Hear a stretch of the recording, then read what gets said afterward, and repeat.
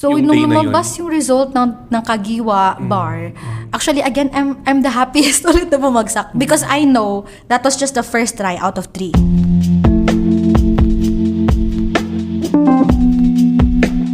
This episode is in partnership with Kakaw Meranaw, a social enterprise supporting local Meranaw farmers, turning homegrown cacao into rich and meaningful chocolate bars.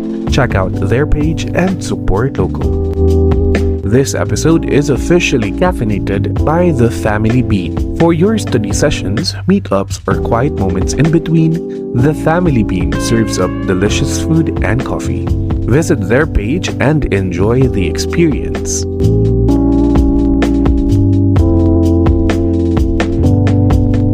I am Attorney Haron, and with me is Attorney Hannah. and welcome back to The Lost Podcast. It's Monday again, and you know what that means. Another episode and another inspiring law journey. Everyone, we hope you are all doing all right. We are excited to have you with us as we dive into the world of Law, life, and everything in between. So whether you're commuting, studying, or just taking a breather, we are glad that you are tuning in because It's time to get lost. Hi, Attorney Anan, kamusta? Okay lang, ang saya ko sa response ng mga listeners natin Yes. sa first episode at sa comeback natin after 4 months. How about Exactly. you, Attorney Hannah? I am doing alright, alhamdulillah. I know that this season, balik na naman ako dun sa routine ko na for 10 weeks, I will be stressed until ma-burn out. But I'm sure it will be a fulfilling season. Yeah, inshallah. Diba? And speaking of season, kakatapos lang ng anniversary episode natin last week. I hope our listeners enjoyed the tawanan that we've had in that episode, no? Yeah, tsaka yung tawa natin last was not just because nakakatawa, but because we're so happy na 1-year-old na yung passion project Yes, natin. exactly. Na in the middle of that 1 year pa natin nalaman na it is called passion project. Because of Attorney Jazz. Yes. Diba? And Attorney Hanan, our official hashtag for season 4 is hashtag still getting lost. So you might want to use that when posting or sharing about TLP. Hashtag still getting lost. So, Attorney Haron, ipakilala mo na siya. Alright. So our guest lawyer for this Monday obtained her Juris Doctor from Mindanao State University main campus, and she passed the 2024 bar exam, or the Marvelous Bar. Everyone, here with us is Attorney Akimah Angin. Please say hi to our listeners, Attorney. Hello, assalamualaikum to all the listeners of the Lost Podcast. And finally, we invited you last February. At ngayon lang natuloy yung recording natin and your episode, and alhamdulillah. Thank you for accepting our invitation, Attorney. Thank you, Attorney Haron. Actually, this is an honor on my part as an avid listener of the Lost Podcast. During my review in the 2024 bar until I became a lawyer, and now after passing, and then now that I am a lawyer. So, yeah, it is my honor and my privilege. Mashallah. So, ibig sabihin, alam niyo yung first question ko. Kasi avid listener siya. Attorney, we would like to know kung ano yung pre-law program mo. Okay, so my pre-law program is I graduated Bachelor of Science in Social Work. Okay. So, you are the second social worker na meron tayo because our first guest is si Attorney Noor Ibrahim. So, I believe you guys are friends, di ba? Parang kilala ko yun. Parang recently nakita ko yung Kilala ko yun. stories nyo na magkasama kayo. So finally, siya yung mini-mini Attorney Noor na nagsabi sa kanya na mag-guest dito. Yes. Okay. Now I have a picture of you na. Let's start muna dun sa pag-take mo ng social work. Bakit ka nag-social work? Actually, bakit ako nag-social work? Medyo, meron akong first course before I shifted to Bachelor of Science. So in hindi Social yung Work. first na... Hindi siya yung first.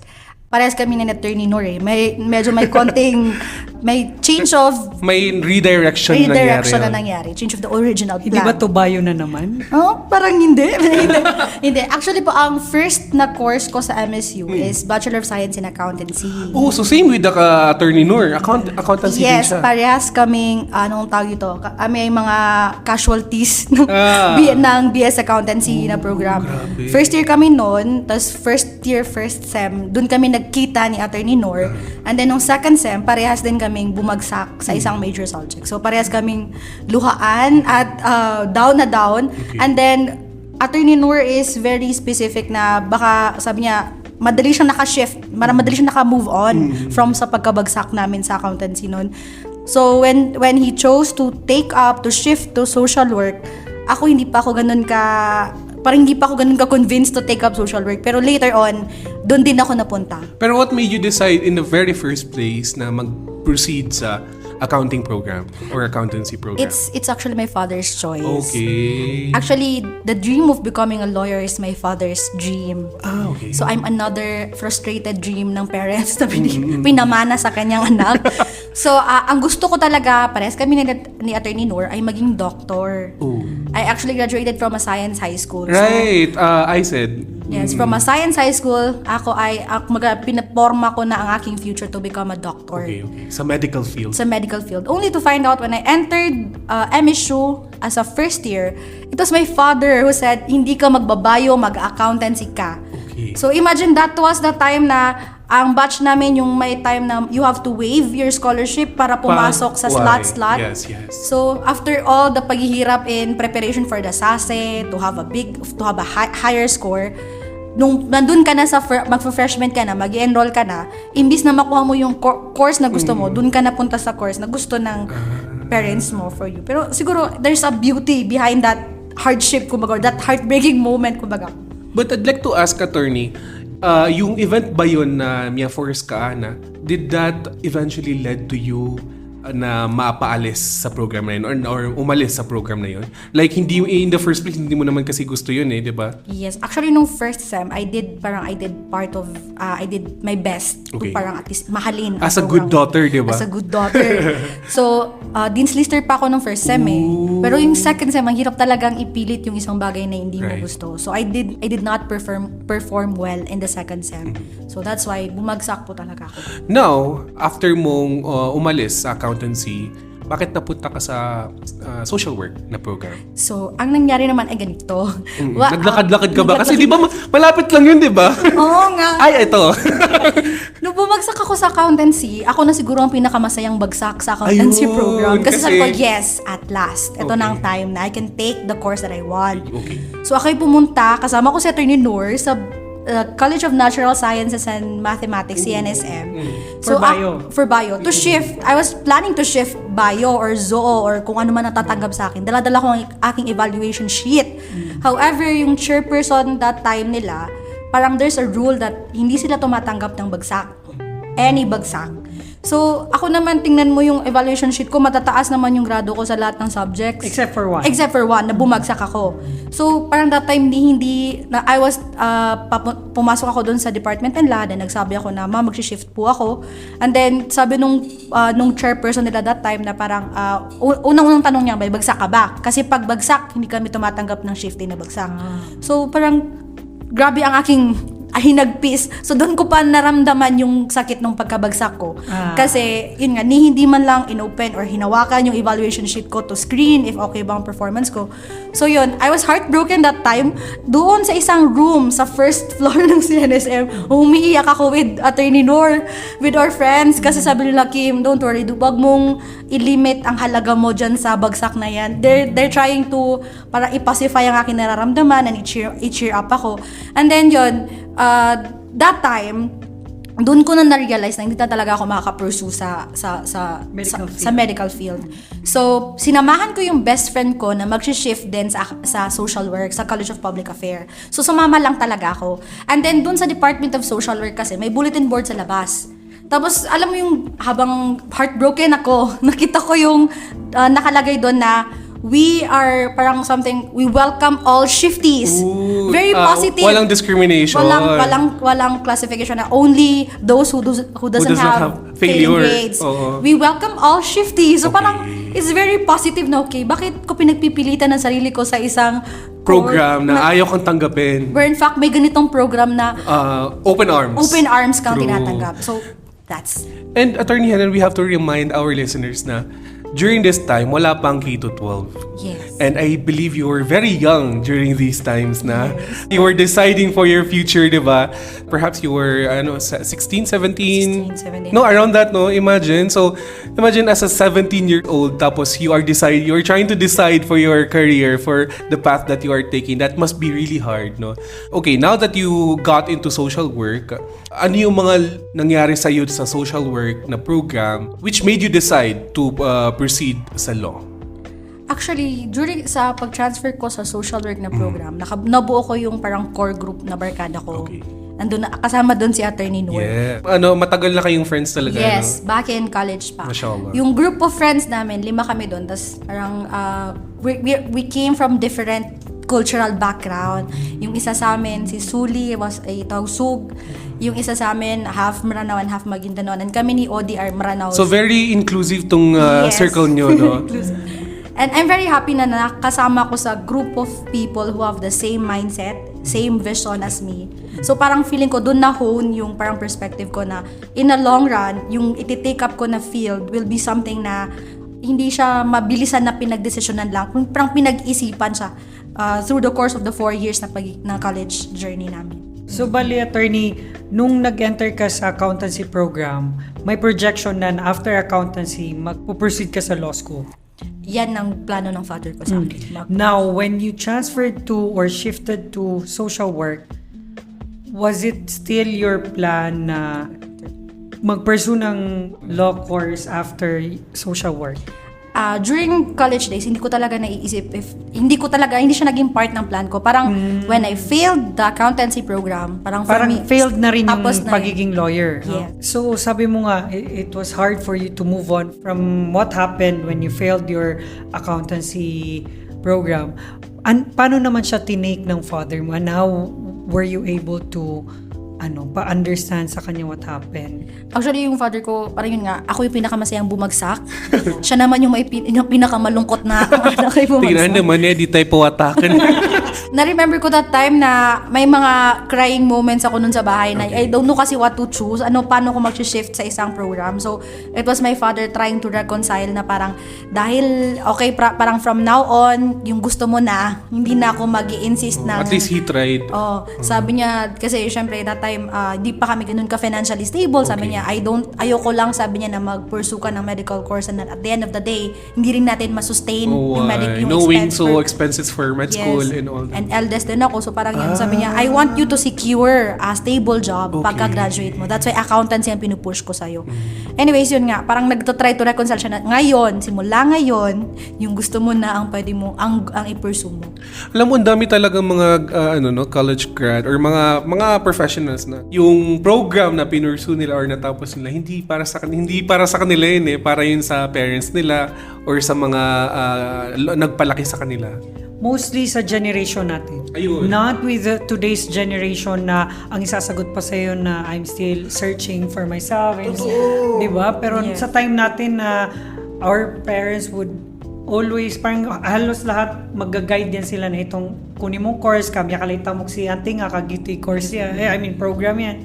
So, parang sa generation natin. But yung this coming generation na parang hindi parang they are given a choice na sige, ikaw na bahala kung ano gusto mo. And I think mas guided than yung current generation. Kasi they went through K-12, alam mo yun, and then come college, so parang medyo mature na yung pag-iisip nila at the age of 20 or so that's your point, kaya sila na yung nagde-decide for them. Unlike nung sa time natin na parang yung decision is yung sa parents. Teenagers! Yeah. So, and then you're trying to decide, okay, ito na lang gusto ko. Diba? So, talagang the parents had to step in. Okay. So maybe, may point ka doon na yun yung difference, no? But attorney, sabi nga ng father mo, from now on, ikaw nang bahala. Choice mo na kung anong gusto mo. So, bakit ka pa rin nag-law school? So meaning, hindi na to choice ng father mo. It's your choice na. So, ang nangyari kasi, it was our batch who graduated during the Marawi Siege. Remember? 2017. So, 2017. So, when we graduated during the Marawi Siege, ang first exposure namin was during yung mga after effects, kumbaga yung mga campsite or evacuation sites ng mga victims of the Marawi Siege. So, kami yung nag-first aid briefing, kami yung mga social workers sa mga campsites. Later on, I was hired as a municipal link ng 4Peace program. Okay. And then there, I've seen the faces of the vulnerable sector. Kung gaano kahalaga yung mga lawyers, for example, for these people to respond to the needs of these people. So, dun ko na pitch na I have to increase my knowledge or increase yung capability ko to help. Hindi lang as a social worker, hindi lang within this level, kailangan ko pang i-empower yung sarili ko. And again, bumalik ako sa dilemma, mag-med school ba ako o mag-law school ako. Kasi that time, yung mga batchmates ko from ISED, they're encouraging me to take up NMAT and then earn units for med school. 2 years, you have to take 2 years. Kahit anong bachelor's degree ka, you have to take 2 years to Kasi earn. nga, hindi naman pre-med ang social work.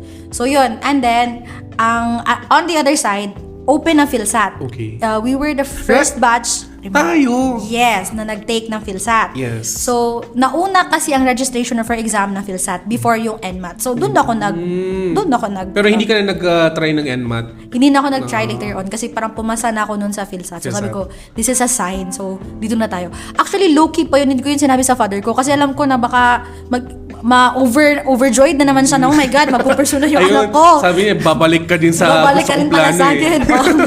Parang gano'n. So, hindi ko muna sa kanya sinabi. And then, nalaman na lang niya nung parang nagko-collect na ako ng documents to apply for law school. Nasabi niya, maglolo ka pala. Na yun. Nalaman niya. And ano yung initial na reaction niya after he learned of you pursuing law school? So, bumalik lahat ng mga aspirations niya. Sabi niya, maganda yan. Wala pang abogado sa pamilya. Ganyan. So you are the first lawyer. Yes, I am the first attorney. So, pare-pareho tayo. As we all are. Tayo tatlo. Yes. Yes, right. Okay. Now, pumunta naman tayo sa law school phase mo. Law school days. And speaking of PhilSat, Attorney Hanan, kasi hindi mo na itatanong batchmate kami. May PhilSat sa time nyo, no? And, alam mo, kami yung batch na hindi inalaw ni Sir Dean, ni Chancey Z, yung mga magna cum laude, summa cum laude, or mga laude, pag walang PhilSat. So, kahit ano pa yung Latin honor mo, you are still required to have PhilSat before ka maka-enroll sa law school. Wait lang, naabutan niyo ba ako sa law school? Yes. Parang kakapasok lang natin sila, graduating na sila. Yes, 4 years. Oo. Since kami yung first batch sa law school na required ang PhilSat, sobrang kaunti namin. I think we were just less than 40, no? Yes. Wait lang, i-batch niyo sina Attorney Asmera? Hindi. Attorney Dayan? Si Dayan. Okay. Batch namin si Attorney Dayan. Attorney, bakit sa MSU? Saan ka pala nag-work nung time na yun? Marawi. Lanao del Sur sa Gyaran. So, Marawi lang din. Okay, so when you entered law school, working ka? Working po ako, working class. So ano yung mga yung very memorable mo na recitation sa law school? And let's start with your worst recitation. If you wanna share, Attorney. Oh my gosh, parang traumatic talaga to. Diba? Parang i-relieve mo yung memory I-open na natin yun. yung true. Sige, i-share ko to. Sana naman yung prof ko sana mag-yan. Sige, i-name drop mo na. Parang yun yung first receipt ko sa law school. First year po yun. Tapos, doon talaga ang first. First year talaga is the hardest. And it's a civil law. Di ba po yung recitation natin sa civil law is in toto. Yes. Sir si Sir... Okay. Sir Kalala. Sir Kalala. Yes. And I'm not sure if matatandaan pa ako ni Atty. Kalala dito, pero ako po yung first reciter sa class namin. And then, I think merge tayo dito. No? Naalala mo ba? Merge tayo. Baka. Parang, oo. Merge, isa lang. Kasi separate, separate rooms. Section, yes. Sections, no? Tapos sa civil law, yes. Sa persons and family relations, merge tayo if I'm not mistaken. Yes. So yun, I thought, bilang isang first blood at walang kaalam, hindi man lang ako nagtanong sa mga seniors kung paano ba kinakanta kang recitation. Okay. So I thought, isang codal provision, bawat isang reciter, isang codal provision. Okay. So ang ate mo ay very proud, very confident na nagsabi ng first codal provision. So, in toto talaga, ganyan. Memorized. Memorized. Syempre. And then after that, umupo ako. Explanation. Pina-explain, pinatanong, and all the feedback. Tapos umupo ako. And then, parang, there's a time na parang sabi ni sir, no, you should not sit. Meron pa isa. So, parang matibay pala to. Dahil kung anong karaming codal provisions ang kaya mong ibigay, sa kanya pa uupuin. Yes. And ang mas malala pa sa lahat, ang kapalang mukha ng ate mo, tinanong ko talaga si Atty. Kalala, Sir, how do you reconcile yung about sa yung mga laws na it should be read, dapat naiintindihan siya without, kung hindi mo siya na-publish, hindi siya mag-take effect as a law. So I had the guts to ask your prof. my prof, so, sir, how do you reconcile that? Para sa dun sa mga hindi marunong magbasa. Kala mo discussion ng klase. Yes, ignorance of the law excuses no one from compliance to ganun.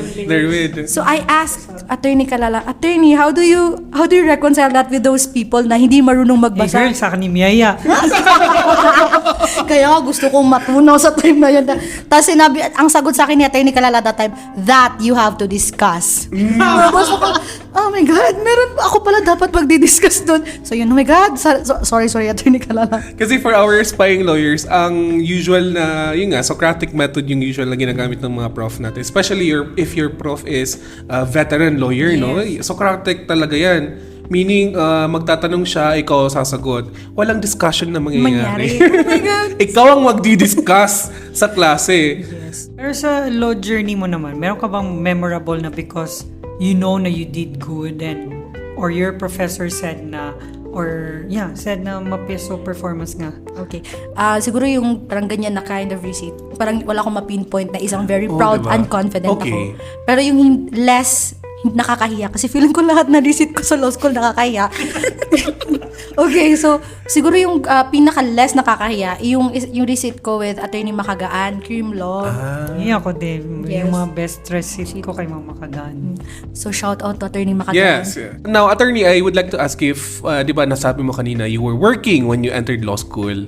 So, all throughout na ba yan sa law school mo or na you stopped along the way? All throughout. All throughout. From first year to fourth year. So, how did you manage your time? That's really a challenge to manage your time. Especially sa amin, ng mga field worker. Kasi... So you still go to field? Yes. Oh my God. You have to adjust. Parang gina-adjust namin yung aming time. Which, kung every time na may klase, walang field. So pagka walang klase, during the weekends, kailangan todo-todo yung field mo dyan. Para to make up for the times na hindi ka nakapag-field during the... Usually, di ba sa law school, ang kailangan mo is free time to study. Yes. So, paano mo na isisingit yung mga study times mo? That's the time na parang most of the time, pagka day of the class for receipt, sa araw na yun, dun lang kami ako personally, dun lang ako nakakapagbasa. Minsan nga, hours before the class, saka pa ako nagbabasa, saka ko pag magbasa ka man kasi sa hapon or sa gabi because pagod ka with the work and all. Diba? Hindi siya papasok. True. Yes. Na parang ako ang naging key ko in surviving law school is yung adrenaline. Right. Na hours before the class, morning, afternoon yung class, so morning kailangan magbasa ka dyan ng todo-todo para afternoon may bala ka. Adrenaline rush ng matalino. Diba? Actually, Parang hindi ko kaya yan. So, field work as a social work is not easy. Yes. Diba? Yun yung sinasabi ko sa mga past episodes natin na kaya kaming mga full-time students, less yung pagiging... Hindi, tabiabo ko maganda yung performance pero hindi masyado maganda yung performance namin compared sa mga working. Kasi yung mga working, they put value sa every minute ng free time nila. Yes. While kami namang mga full-time students, yung ang mas maraming beses is yung free kami. So parang amay na amaya, tanod ka na, class ka lang. Ang daming mamaya, no? So, all throughout pala ng law school days mo, you were a working law student. Yes. Diba? So, nakatapos naman on time? Yes, nakatapos Alhamdulillah. Alhamdulillah. Now, let's go with your bar review, bar preparations. Wait lang, anong year ka naka-grad attorney? Di ba nauna ka? 2022. 2022. Ako kasi 2023. Yung law journey mo is ilang years yung online and ilang years yung... Third year na kami nag-online. Third year, fourth year. Okay. So yung sa inyo yung mas maraming years. Hindi. Same lang. Okay. Parang 2 years talaga.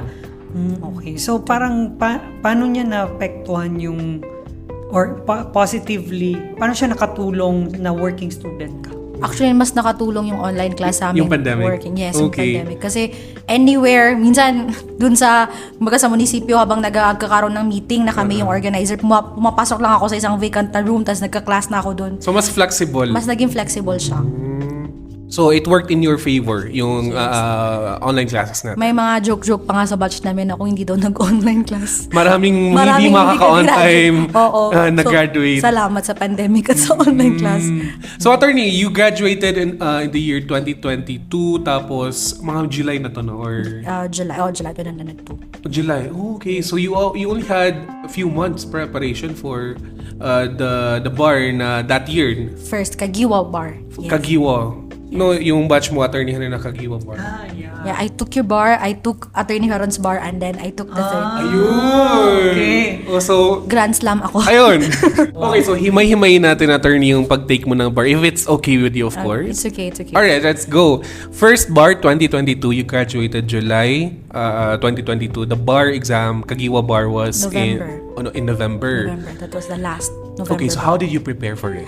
Actually, that's an extra challenge on my part kasi buntis po ako nung nag-take ako ng 2022 bar. So, may pangaroma ka na pangasawa ka prior to you graduating? Yes. January 2022. Maraming nangyaring life milestones during 2022 Right. sa akin. So, wait lang. Importanteng topic yun.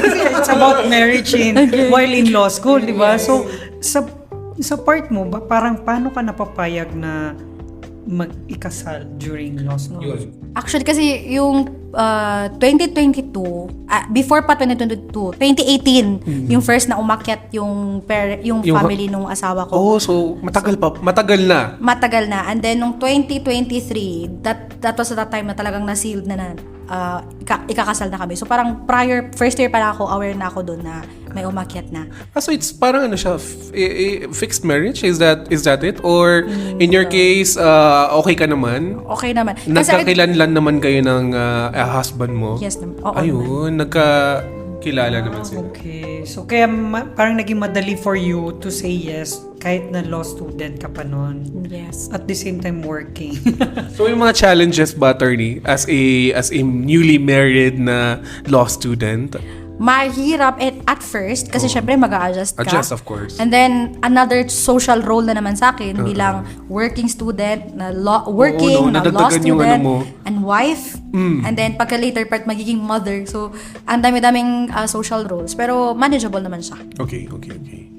So, meaning lang nun, don't let law school hinder your chorus. Yung wala yun. Okay, so balikan natin, attorney, yung sinabi mo kanina na buntis ka when you were preparing for the bar exam. So, what do you think went wrong during that time? So, ang nangyari kasi syempre, nung nalaman kong buntis ako was around June, July, parang pag-graduate na ako noon. Okay. So, that moment pa lang, napaisip na ako, should I take the bar this year? Kakayanin ko ba o hindi? Pero again, it was my father. My father is very parang very certain na magtitake ka ng bar, pag-graduate mo magtitake ka ng bar. Parang wag mong di nga paglite. Dapat tuloy-tuloy. Yes, wag kang mag-stop, wag mong siyang ihayaan na lumagpas, i-take mo siya na i-take. So actually nung malaman kong buntis ako, nahiya ako sa father ko at saka natakot ako in a way na baka mawalan siya ng trust na baka hindi mo kayanin, baka siya pa yung magpigil sa akin na wag kang mag-take. Pero no, when my father knew na buntis ako, magtitake ka pa rin ng bar. So sabi ko, okay, if my father believed, kakayanin ko. So during that time, during the review, dun lumalaki yung chan ko kasabay ng pagre-review ko. So nag-review ka ba sa inyo lang or online siya. pero sa bahay nyo or nasa Cagayan na ako noon, separate. Sa isolate na ako sa Cagayan. Okay. Yes. So mahirap kasi syempre buntis, ang laki ng tulog namin, yung antok andun. Okay, Tapos ganun pala eh. Hindi ako Akala mo naman na-experience niya. So yun, hindi ka pwedeng uminom ng caffeine, so hindi ka pwedeng magpuyat. Tapos, madali kang mabore, tapos lamon ako ng lamon. So, may mga other uncontrollable, syempre, yung hormones mo din. And first time mo din kasing mag-undergo ng pregnancy, diba? Yes. So, it was a very new experience sa'yo, new Yes. thing talaga. And to think na few months later, magtitake ka na ng bar. Yeah, kasi kahit ako rin attorney, wag natin parinig wag natin parinig kay Attorney Haron. Kahit nung time ko rin very particular ako kailan sa akin darating at Yes. kailan, because pag malapit na sa akin a week before dumating, I will be slacking kasi change of hormones na naman yan. So parang alam kong 5 hours lang ako nito magbabasa. So I will be gentle with myself. Okay lang na 5 hours ganyan. But once matapos na sa akin, I would go 9 hours to 12 hours. Full So force. that's 1 week lang sa akin. How much more sa'yo na 9 months? Yes. So or ilang months ba before the bar? So I'm pretty sure it was so difficult for you to navigate that stage of your life. but during the review period, were you able to study properly naman? Nagsistudy pero hindi ganun ka, yun nga, if there's something na, actually during that time, parang I was not able to exert 100% of my effort. Yes, and for me, it's very understandable given the circumstances that you were in at that time. Would you agree with me, attorney, na based sa experience ko din na naniniwala ako dun sa sinabi ng father mo na di nga pagaltan? Because for me, I really believe you're prepared or not, you should take every bar exam available. Yes. Wag mo hayaan na sige next mag-skip ganyan. So, based on your experience, sabi mo nga you went through 3 bar exams. Tama ba yung naging advice ng father mo to take the Kagiwa bar? Yes, tamang-tama. Kasi hindi mo kasi malalaman kung hindi ka magta-try. Tapos if hahayaan mong hindi ka magte-take, parang lalamunin ka ng what if, ng doubt mo, hindi mo malalaman yon unless itatry mo siya. Kailan lumabas ang result ng Kagiwa? April, no? How it went? So, yung nung day na lumabas yun. yung result ng Kagiwa bar, actually, again, I'm the happiest ulit na bumagsak. Because I know that was just the first try out of 3. So, I know, But were you thinking na, I think I can make it this time? right after lumabas na wala ako, may part na sad, of Okay. course, malulungkot ka, sayang yung ginastos and everything. Pero right there and then, on the same day, actually, nag-enroll agad ako sa review center. As in, diretso ko magte-take ako ulit. As in, Okay. hindi ko pinalagpas yung isang araw na nag-dwell ako sa yung pagkabagsak ko. Kasi I know it in myself na hindi mo nabigay yung 100% mo eh. Meron ka pang second chance. May second try ka pa. Do your best on the second try. Okay. So, Now, yes. your second try was the Hernando bar. Ano yung ginawa mo na differently this time? So yun nga, nung I took up the 2023 bar, lahat, kumaga kung 100%, 200%. Pero another burden na naman on my side, hindi naman siya burden, pero additional task is, kakapanganak ko lang na naman nun. So, binibaby mo pa. Binibaby ko pa ang aking anak. In fact, I'm a breastfeeding mom. Okay. And then when the bar is approaching, kailangan ko nang mag-isolate. So sa akin pa nag-feed ang baby ko, kailangan ko siyang i-give up para makafocus ako sa review ng 2023 bar. So that was very painful. Pero sabi ko, ang naging mantra ko na lang sa isip ko, tiisin ko lang tong 2 to 3 months na to, tapusin ko lang tong 2 to 3 months na makafocus ako. And then after babalikan ko yung anak ko, babawi ako sa anak ko. So that part is very painful na me isolating, nag-stop yung connection namin, yung pag-feed niya sa akin kasi you have to feed her every day. Ganun. Tapos yun, nag-stop yun. And then yun, nag-formula milk na siya. So parang as a mom, guilt. may guilt. Yes, mom guilt na parang because of the bar, nag-formula milk yung anak ko and ganyan. So, Pero attorney, ako, when I took the bar first time, after failing the bar, I knew na kung ano yung alam kong nagkulang ako. Like, Yes. for instance, I did not memorize on my first take.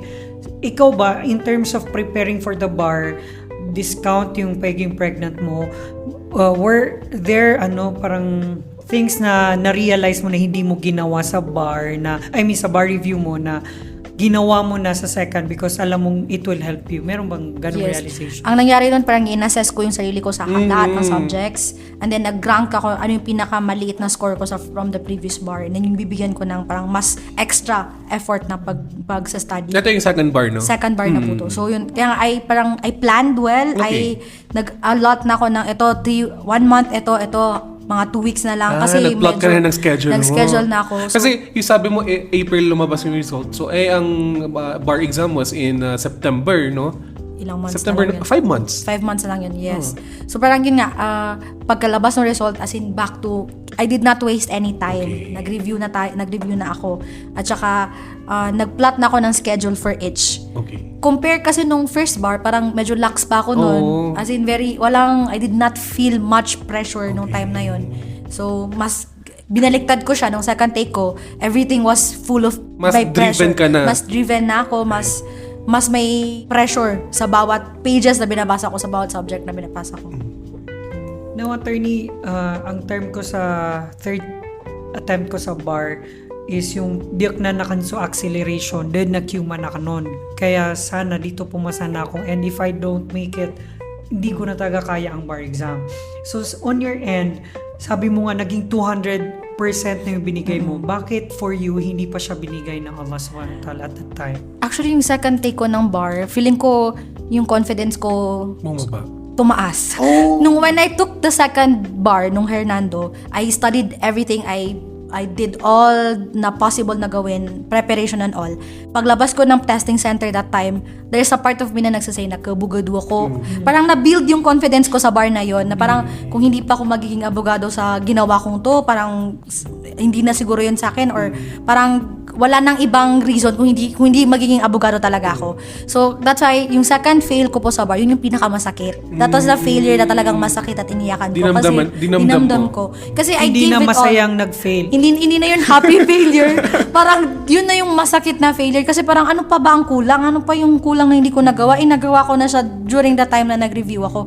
So parang yung pag-take ko ng second bar, na parang there's a lesson behind it. Siguro sabi ng Allah na because of your failure sa first, itong second, imbis na maging mas malapit ka sa akin, nag-build ka ng ego mo, or nag-build ka ng confidence mo. So hindi ko pa muna sa'yo ito ibibigay. Parang ganun yung lesson na nakuha ko doon. Pero attorney, I know na you also passed the Sharia, special bar exam na Sharia bar exam, no? Kailan ka pala nag-take ng Sharia bar? That was 2022. So this was before your second take or first take? Before my first take. You were a Sharia counselor na before doing the regular bar exams? Yes. Okay. I agree with the attorney na nagmamatter din yung confidence na nabibuild mo. I mean, yung yabang. Na, Yes. Kasi nung time na second attempt ko, yung term na nagagamit ko is attempt because hindi naman ako nakapag-second bar because of COVID. At that time, for me, the only reason, kasi sabi ko nga, binigay ko na din lahat during best bar ever review kasi I had 2 years. I-add mo pa yung review ko nung 2019. So, 3 years na akong nagre-review noon. So, sabi ko, ano na to, parang this is for me na. I just have to take the 2-day bar exam. I will become a lawyer. Boom! Ako makatik sa bar. And then that experience humbled me because I realized na kahit ibigay mo yung lahat-lahat, na ukalipatan ka ayap ngay sa kadato na so Allah subhanahu wa ta'ala dinyar kanibgay. That experience humbled me.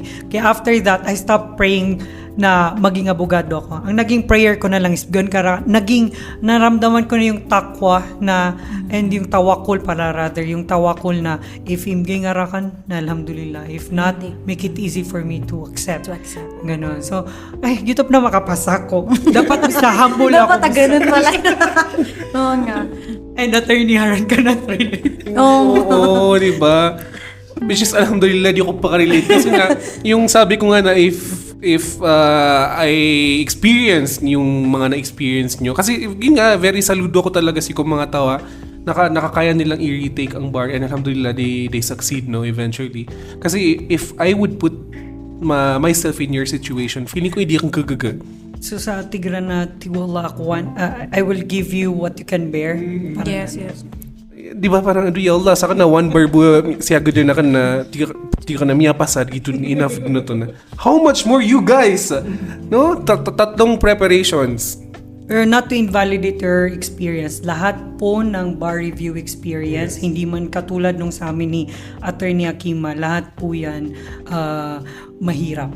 Yes. Hindi man siya similar, alam kong lahat ng bar reviewee nahihirapan. Yung sabi nga ni Attorney Rash, your own race yan eh. Yung na-experience ng isang bar taker, hindi naman kailangan na yun din yung ma-experience mo. Difficulty is relative. Like, beauty is relative. Okay, going back, Attorney, no? But can you walk us through naman this time, no, on how your second bar result took place, no? Parang naghintay ka ba with your family? Naghintay ka ba with your husband, of course? Yung second na result number ko, I'm with my husband and tsaka yung anak ko, yung baby namin. Tapos, meron na kasing confidence lagi sa akin na parang naka-shirt pa ako doon ng avocado. Ma-remember ko doon. Tapos sinasabihan ko yung anak ko na mommy is going to be a lawyer in just 2 to 3 hours kasi waiting kami na result. Nagsusunna pa, nagpray pa ako noon ng sunna. And then, nung hindi ko nakita yung name ko, that was masakit na siya. Hindi ako nagsabi agad. Hindi ko nakita yung name ko, i-close ko yung laptop kasi ayoko makita na lahat and all. Tapos mas worst pa dun is before hindi ko makita yung name ko, nakita ko yung mga names ng mga familiar persons. Kasi so may mga nakilala na, hala, pumasa si ganyan. Pumasa si ito. Tapos nung malpas din so wala nang A. So wala na talaga ako. It means sabi ko, hindi ako pumasa. So i-close ko yung laptop. And then, natanong ako ng asawa ko na parang, to na. Sisensuaran ka. Dude, parang miyaglag. Nagdahilan na lang ako kasi parang I don't know how to break the news na hindi na naman ako pumasa for the second time. Ang father ko that time is lumabas pa. Tapos he is planning na magpa-short, parang magpa-kanduri. Konting snack lang sa bahay, ganyan, nag-invite siya na sabi ko, Abi, wag na. In a way na parang sinasabi ko siya na hindi ako pumasa, pero sabi ko, Abi, wag na. Kasi nahihiya ako na pag dumating so yung mga... So you could not tell them directly na doon ko makapas? Oh, but, yes. Sinasabing wag na. Parang in a way, sinasabi ko na, okay, wag na. Sabi niya, kaya na to, ba doon sungaran ka? Di, Abi, wag na. Tapos na yun, parang mamaya-maya na, pero malakas kasi yung boses ng father ko, tapos parang miyaka ito, parang sabi niya na, kaya na to, baka hindi makapas. Matiga na, Abi, nabukan man kores. Na, that's the time na parang medyo shaky na aking magsalita, then may konting iyakan ng konti, and then sabi niya, di, atin kasi Roman. If there's something that keeps me moving and trying and keep me trying the bar is my father, kasi always yan siya magsabi, kabugado ka. Panginga po Roman, kabugado ka. Siya yung hindi nawawala ng pag-asa. Parang on my end, parang how can I not try if my father kept on believing na hindi siya nawawala ng pag-asa na eventually, makukuha ko din yung doctor. You're really lucky to have such kind of father, no? And in the first place, siya naman din ang may gusto nito. Kaya dapat na kailangan ko yung moral support na yun. Kailangan yan. Given. Diba? Do not ever give up on me, ha? Kasi in the first place, ikaw to. Ikaw, may plano nito. Parang I can relate with you, attorney. Kasi yung mother ko ganun din.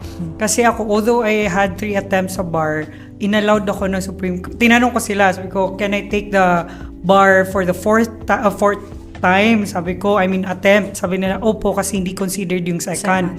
Tinanong ko yun, parang a week before the bar result, kasi sabi ko, hindi ko mayakapas. And then, while waiting for the results, sabi ko sa mama ko, I was crying. Sabi ko, pingastuhan na ako nga. Ang tagal eh. Why kasi ako yahyas? Parang, pingastuhan na ako nga, man. Baka I will not make it. Sabi niya, no. Let's try again. May isa pang bar. Try lang tayo, anak. Huwag ka na umiyak. Okay lang yan. Kasi try tayo ulit. Ganyan. So, nagmamatter talaga yung support ng magulang. Lalo na yung mga magulang na sila naman yung may gusto nito. Ako kasi relate ka nga pala, no? Okay, that's your second take experience sa bar exam. And I would like to ask, attorney, umiyak ka ba nung first? Nung first, parang hindi ko ma-remember kung umiyak ako eh. Parang mabilis akong nalungkot, okay, pero umiyak. Hindi yung humagulgol, parang, which what you did during second. Yung second, dun umiyak na ako. And sobrang bumaba yung self-esteem ko. Parang feeling ko, parang babang-baba ako sa sarili ko. Parang tanga-tanga ko or ganyan. So, attorneys, from first na fail mo sa bar, sabi mo the next day, nag-enroll ka na ulit sa review center. Paano naman yung para sa third attempt? Yung sa third attempt after this failing sa second, ba to, parang it took matagal bago ako So, nag-heal ka muna? Nag-heal muna ako. Matagal bago ako naka-decide to take To again. retake, okay. And then, nung naka-decide na ako to take again, filing na yun eh. Filing na siya ng bar 2024. Yung time na yun before the filing, doon nag-reassess ako ng sarili ko, pinag-isipan ko muna, should I or not. And then yun, mag-open na for filing. Actually, I'm one of the first 100 na nag-file. Okay, grabe. Ang bilis kong... Imagine. Kasi ganun yung parang defense mechanism ko na pag may isang bagay na hindi ko nakuha, reassess, ganyan. Tapos mabilis na decide. Ayoko kasi yung pakipot na, magtitake ka ba? Hindi. Tapos at the end of the day, magtitake ka din. Parang gusto ko, pag tinanong ako, magtitake ka, magtitake ako. Okay. Talagang totoong magtitake ako. Then pag sinabi kong, di ako pag-take, di talaga ako magtitake. So, as in, nung pagka-open yung filing ng 2024 bar, I'm one of the first 100. Kasi parang 0098 yung bar number ko. So, nag-decide ako and then sabi ko, last na to, I will give it all, as in, parang all nang hindi ko pa kayang ibigay. And then, parang 100% na ibibigay ko dito. So, what went right, attorney, this time? Feeling ko talaga yung naririnig ko to sa episodes nyo na Lost Podcast. Yung parang you surrender everything to Allah. Yung wisdom ni Allah, ganyan. Actually, I was listening to your episode nung papalapit na yung labas ng result namin na bar. Sino ba yung guest nyo nun? I forgot. Attorney Aaron, naiyak ako. Sino kaya yung nakalimutan ko yung episode na you were giving messages for all those who take the 2024 bar, yung bar namin. Tapos, di ba, may mga words of wisdom kayo doon? I think that's the special episode, bonus episode. Yes, that was a special episode, oo. Kaming dalawa yun? Yes, Tayo gano'n. lang yun. Oo, din parang... Ano, may impact pala. Kala ko walang nakinig. Pinag-isipan pa namin yun eh. Kala ko walang nakinig dun. Yes! Parang gabi po yun, parang it was one late night na yung tahimik ang lahat, mga kuliglig lang ang marinig mo. Tapos nakahiga lang ako, tapos sabi ko, panoorin ko nga itong Lost Podcast. Special episode yun. And then, you were talking about your experience sa bar, both of you. Nung ako, eto. Tapos parang, I don't know, feeling ko, nag-resonate siya. Sabi ko na, oo nga, na-feel ko rin yan. Parang, I relate. Totoo, na on the time na ibibigay na sa'yo, hindi mo na kailangan mag-effort. Talagang ibibigay siya sa'yo, parang talagang meant to be sa'yo to, hindi mo na kailangan mag-extra effort. Hindi mo na kailangan Kasi di ba, you could have done everything right. For bar preparation, you could have done everything, you could have answered everything perfectly. Pero if di nga chorus na di nga kakwa, di ba? Attorney, this might seem like you're doing our listeners a favor for guesting kasi syempre you sharing your story to them, but actually you're doing a favor sa TLP and lalo na sa akin because Attorney Haron is aware na I used to have my podcast, but then one lawyer told me na handaan pas na ka din to bar bago ka sandi mo bal sa podcast nga inspirational podcast. So when Attorney Haron brought up this idea, I was so game for it kasi miyaw masoras, and then you being a testament to this good intention na Attorney Aaron and I had nung nag-start kami, parang nakakataba ng puso, and alhamdulillah kasi basta ang sarap sa feeling na nandiyan ka ngayon telling us na miyakaw gup kamir ka in some way, kasi yun yung sinasabi ko Attorney Aaron Attorney Aaron, kahit 10 lang makinig, basta na-touch natin yung buhay nila, okay na ako doon. Si Attorney Aaron lang naman gusto maraming listeners eh. Ako lang yung cloud chaser talaga. It's really amazing na one way or another we were able to have this impact. May I just share? Go ahead. Nung nakikinig ako ng podcast nyo, parang sinasabi ko to sa yung mga office mate ko kasi mga JD rin. Sina, hi Ate Honey, hi Ate SB. Hello po sa inyo. Mga senior na sila. Tapos ako yung nagsabi na, ate, pag nagpakinggan nyo tong Lost Podcast, gi-share ko sa kanila. And then, one of our travel sa office, pag nagta-travel kami, pinapaplay ko ang yung episode. Nakakahiya naman. Tapos yun, Kami miyaya. Dapat sa office nyo din. tapos sa office, gina-play namin. Tapos, Sa loudspeaker. naka-loudspeak talaga. Tapos nagsabi pa sila na, kasi may mga nag-guest din kayo na mga senior din na parang naabutan nila. So parang, kilala ko yan si ganyan-ganyan. Tapos yun, sabi ko, Ate Han, sabi ko, one day, oh my God, sabi ko, one day maririnig nyo ko dyan. Tapos pag nangyari yun, abogada na ako. Sabi nila, sige, maghihintay kami na mag-guest. So, Ate Han, hi. Alhamdulillah, dito na po siya. So bali, Attorney, this time or nung sa third take mo, ano yung mga alam mong ginawa mo during the bar na naka-extra tulong sa'yo to pass the bar? Kasi kung yung second take ko talagang I did it all. Parang sobra-sobra pa sa Gingaw inyo. langon. As in, parang kung babasahin ko dapat 10 page, 20 page. Parang you were not gentle. Yes, I was very aggressive ang pag-study and all kasi full of pressure. Sa third take ko, tamang-tama lang. Parang kasi I thought na, inisip ko na-review ko, na-studyan ko na siya nung second. And then, good naman yung result. Yung second take ko, nasa 74 point something ako. Just point something. Ay, narinig ko yan.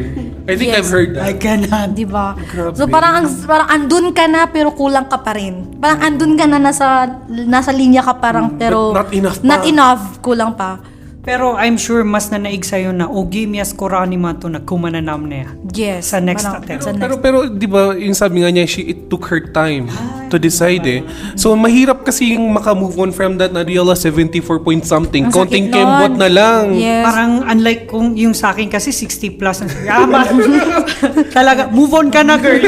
So parang yun, pagka yung second, very painful siya and all. So pagka third take ko, sabi ko, I'm going to be wise this time. So smart.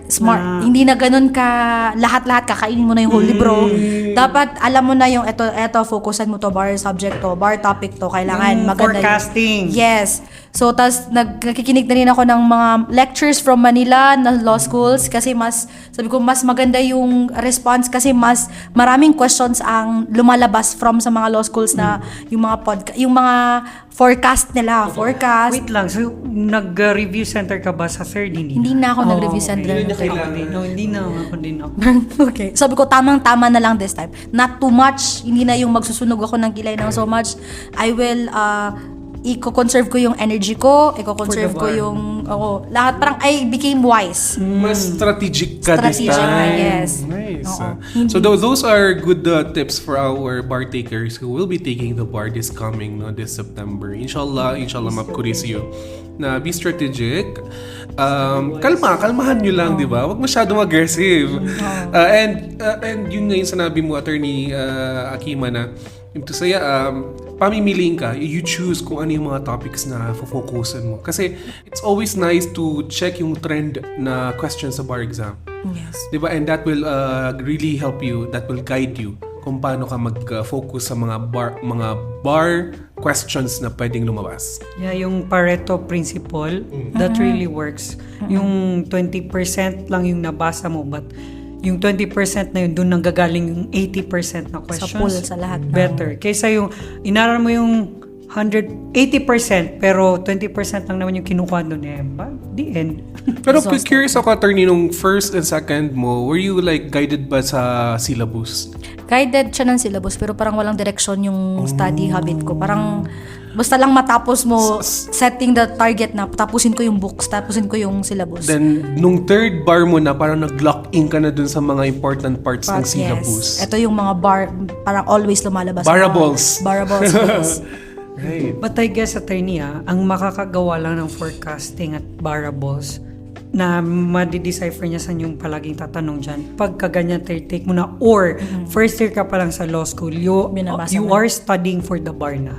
So yun yung advice ko talaga na you really study for the bar, enter nyo pa lang sa law school. Yes. In my case naman, what helped me decide na itong topic na to is barable, yung mga bar answered ABQs are answered bar questions. Talagang I read ABQs and then I would know kung ito always talagang lumalabas sa bar exams. But na-realize mo lang yun kasi you're good, ano yung parang maganda yung performance mo sa law school. Hindi rin. I mean, kata si Attorney Akimah, I am a average law student. Yung sabi ko, ako yung bare minimum ng law school na kind of student. Very Sabi mo na nagtatap ka. Ay, Well, nagtatap. yeah, kind of. hindi bare minimum. Ako, sige, kung bare minimum ka, ako below average pala. Yun pala yung difference. I mean, bare minimum na ideal. So, in an ideal law school, so parang bare minimum, if ikuntis talaga. If pag-wit na ako nga sa mga top law schools na, I could barely survive. Yung parang ganun. Ako kasi na hindi. Kaya for me, it took me like 3 years na review bago ako naka-forecast. Kasi kung gagawin ko yun nung 4th year ako, baka ang ma-forecast ko lang na yung mga next 10 years pa itatanong gagawin pang batas. Okay. Ano ba? Paano mo inabangan yung result? May konting yabang na ba to? Or wala na? Parang very chill, very kalma lang. Tapos, Naramdaman mo na? Yes. Actually, nung nag-take yung last day namin ng bar, remedial law, Anda kami nag-take attorney. Cagayan. Ayun eh. 3 times ako sa Doon, Cagayan. 3 times sa CDO? Xavier, oo. Nakagiwa ko mo sa Xavier. Oh, nakita Saan ka? rin. Sa paypay or sa First aircon? floor kasi buntis ako, so may special request for the special needs nung kwan. Doon kami sa special rooms sa baba. Yes, parang feeling ko doon ako nagdalaga sa Xavier. So pagdating ko na, parang pa iba-ibang tao Alam mo na na to. yung mga corners doon. Tapos ako na yung nagli-lead doon sa mga junior na dito kayo mag-CR. Kasi memorize ko na to. Proctor na. Wala gusto ako nalang mag-proctor, ma'am. Oy, parang yung aircon nga doon, di ba malamig? Tapos sabi ko doon sa proctor, ma'am, last year pina-open na yung pintan. May prior experience Oo, alam ko na yun. Yung bar result ko sa itong recent is very meaningful sa akin. Kasi dati, yung first and second, ang kasama ko lang is yung asawa ko at saka yung baby namin. Sa third, talagang flat screen ako ng father ko sa may Flat bahay. screen. I can relate, John!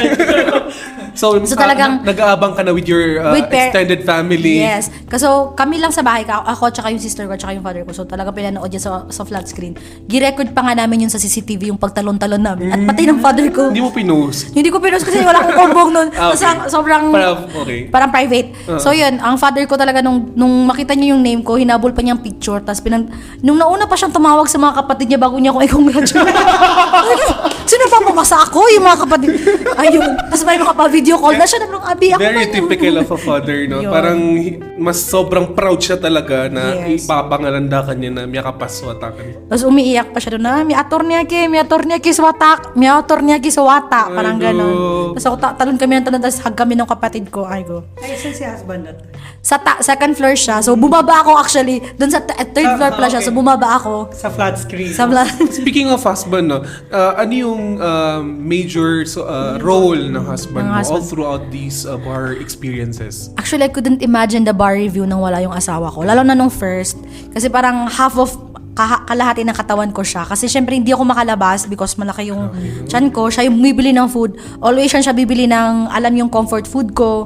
Tapos pag oras na matulog ka na, ganyan. Tapos parang yung mga hindi ko kaya physically, siya talaga ang gumagawa. And then yung second and third na take ko, nandyan yan yung asawa ko, parang maghihintay doon, di ba? May hintayan doon sa labas.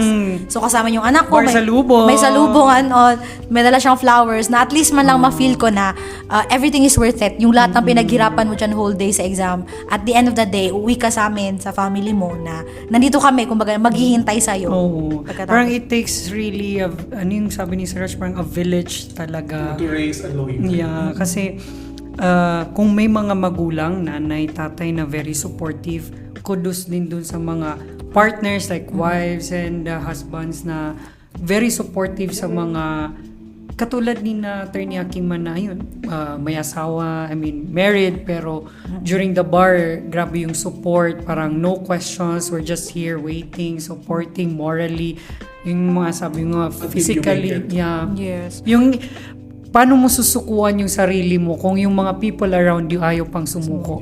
Di ba? Ma-remember ko pa yung third attempt ko, parang may nagtanong sa akin na parang nagsabi, narinig ng asawa ko kasi parang nagsabi na, Kim, baka hindi pa, parang stop ka muna for your third take. Parang in a way na feel ko na parang nawala na sila ng sarig, ng trust, nakakayanin ko pa.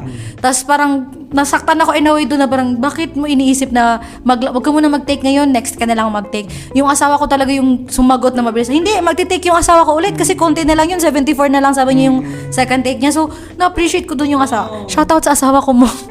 Shoutout pala sa asawa ko. Yes, Kasi yes. parang nakita ko doon na tumapang siya in a way na, hindi, magti-take ulit si Kim Kakwan.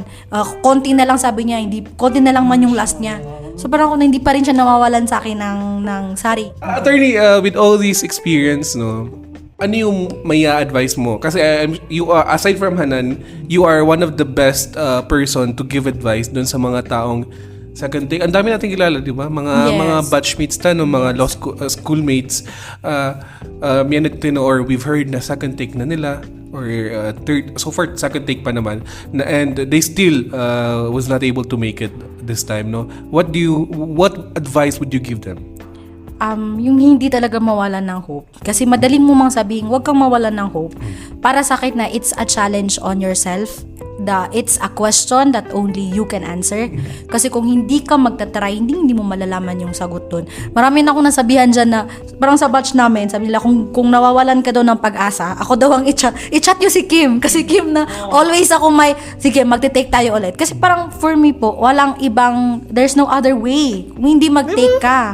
Kung hindi ka magti-take, and then, after 2 to 3 years, magti-take ka pa rin. So, hinintay mo lang yung pinadaan. Prolonging the agony. At the end of the day, malalaman mo lang ang sagot kung magti-take ka. Prolonging the multo. Yes. That still haunts you, diba? Yes. Might as well, go ahead and take that bar. And inshallah, what if kuris ka? With all the experience na dinaanan mo, all the hardships, I would say hardships, kasi mahirap talaga. Do you think it's worth it na naging a lawyer ka at the end of the day? Yes, of course. Kasi parang it's a sacrifice na it's not only you, it's a sacrifice your family did too. And your office mate or all the people around you did a sacrifice waiting for you to gain that thought. So worth it talaga siya. Attorney Hanan, I think we've had a really good conversation with our guest lawyer for this Monday, no? Parang I'm sure our listeners will be inspired, especially those mga JDs na nagpaplano pang mag-take ng bar exam again, no, this coming. And I hope they get a thing or two from this conversation. What do you think, Attorney Hanan? Again, grateful ako kay Attorney for sharing na in some ways, nakatulong tayo sa kanya. Kasi it took us a while, Attorney Aaron, to have guests na willing to talk about this kind of journey. On my part po, parang I feel proud. Yes. Overcoming 3 bar. Parang feeling ko nga grand slam yun sa akin. Yung tatlong yung sabi ko nga, nag-PIA words back siya. I took Kasi ganda naman din niya. Yes, mashallah. Parang I took all the scars as a battle scars as a parang a proof na I've been through 3 bars. And for me, it is nothing to be ashamed of. Yes. It is something to be, I feel so, nung pumasang ako, parang sabi ko, oh my God, worth it yung tatlong yun. If I am to be asked to take it again, I will take it again Mashallah. 3 times. Kasi feeling ko doon ako naging season. Doon ako rumiraga-raga. So those experience built you talaga, no? Yes. Parang kinareer ni attorney yung mga sinasabi ng friends na if you want an advice, ask attorney Akimah, no? Kasi ganoon din on my part yung sinasabi ko nga na I will not be an authority to give you an advice kung hindi ko pinagdaanan yung mga journey pinagdaanan ko. This has been a really fruitful conversation with Attorney Akimah. Diba? Thank you, Attorney Akimah, for giving us a chance to hear your story. Yeah, attorney, alam ko nakapag-shoutout ka na kanina sa mga office mates mo, sa husband mo. Baka may gusto ka pang i-shoutout. Yes, of course, i-shoutout ko ang aking father, Of course. Akbari Juker Angin. Congratulations po. Ang ama ay attorney. Ang naging source of my parang vision and aking compass. And of course, my mother, Haja Mariam Hajonus Angin. Of course, my husband, Muhammad Salahuddin, Samporna, and yung mga office mates ko dyan sa office. Mga ates, this is your sign to take again. Yes. This is me talking in the podcast, aired nationwide para malaman yung worldwide. You have to take. Ate Hanifa Bayabaw, Ate Ismira Makasilang, and yung mga law students din sa office namin, Ate Amana Kamama. Kung nasaan ako ngayon, I'm sure you can do it. Kaplawa-lawanan niyo panso. Miya achieve akan. Yes. So, wala silang takas kasi full name. Yes! Hanapin namin kayo sa listahan. Nalalagot. Alright. And last na lang, yes, I go would ahead. like to at least recognize my Noble House, the Noble House of Yes, of Muka course. Pafi, sa aming mga mentors. Matagal bago nila ako nakita dahil nung nagtitake ako ng bar, sabi ko, Nawala ka. hindi ako nagpakita. Naging parang mantra ko is hindi ako magpapakita kung hindi ako maabogado. Yes. So Sir And Atty now- and all of them, hello, and my brothers and sis, yung mga kapatid ko from the Magnurum, hello, hi. Hello sa inyo. Thank you so much, Attorney, for sharing your law journey with us and for giving us a chance to hear your story. And that ends our episode for this Monday. If you enjoyed this episode, don't forget to hit subscribe and leave a comment. Also, please don't forget to tag us on your stories and posts. You can follow us on Facebook, Instagram, and TikTok for daily updates. Thanks for getting lost with us today. We shall see you next Monday. Bye! Thank you, Attorney.